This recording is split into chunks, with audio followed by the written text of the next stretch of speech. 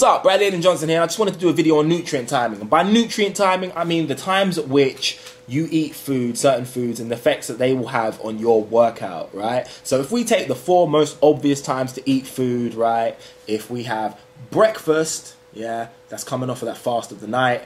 Pre-workout, post-workout, yeah, that's important times, and before bed. And if we look at it as all other meals generally. Now, the 3 important nutrients, the only ones that matter: protein, fat, carbohydrates. And when should you eat, and how much of those should you eat throughout the day in comparison to those 4 major times of the day. Now, traditional thinking, so if you want to go with the traditional setup of, you know, how to eat and whatever and what, you know, all that stuff, it's generally, this is what you should do. Okay, in terms of fat, spread them out throughout the day, equal amounts, so keep your fats at a constant level throughout the day. Okay, in terms of protein, you should also spread them out equally throughout the day, so like 30 grams for breakfast, 30 grams for lunch, 30 grams for dinner, you know, that kind of stuff. But also, you want to have a spike of protein around your workout. So pre-workout, you want to get a protein shake or something that gives you a spike of protein, and post-workout, you want to do the same, get a little spike of protein. So even throughout the day with a spike around your workout. In terms of carbs, you want to have even throughout the day, but you want a greater spike at breakfast and a greater spike pre and post-workout. So you got quite low throughout the day, but breakfast and pre-workout and post-workout. So you got all them carbs for working out, carbs for energy for when you're about to work out, and carbs to rebuild muscle glycogen stores once you finish working out, and also carbs to break your fast when your body's less likely to be in a fat storing mode, and to replenish energy and muscle glycogen stores that would have been depleted throughout the night, being anabolic throughout the night when you were fasting. There you go, there's some science for you. Now, I wanted to go from that. That's what you want to do straight. So if you're looking for a brilliant, you know, run-of-the-mill, middle-of-the-road, seems safe, nutrient timing schedule, there it is. Now I'm going to do my take on it. Who cares about all that stuff? Oh, who cares? The only thing that matters is your total calories throughout the day. I've tried every single eating window, eating amount, frequency per day, and all that stuff.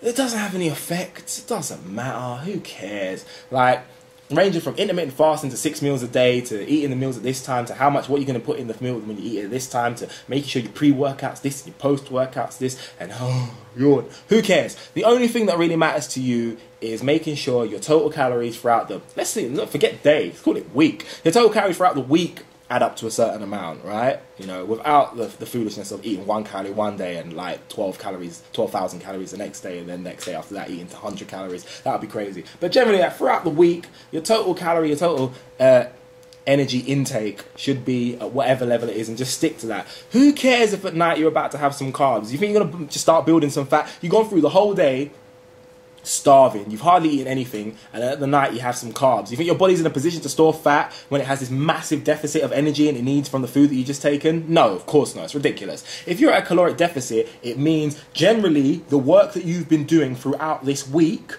is more than your body has available to it in the stomach and the intestines in food, thus will need to immediately raid the fat stores lest it will die. So when it gets new food, it's not in a position to store in the fat stores because there's no more energy left. It needs to immediately take that energy to doing stuff as opposed to storing fat. You don't save money when you have bills to pay. No one does that. Yeah? No one looks at their bills and they're like, oh my God, I've got £1,000, I've got a £300 electric bill, I've got a £200 gas bill, I've got £500 in car insurance, and I've got £200 in rent. Alright, first of all, I'm going to save some money in this account. I'll put £200 away. No one would ever do that. It's ridiculous. You pay your bills first. So, that is exactly how your body works, right?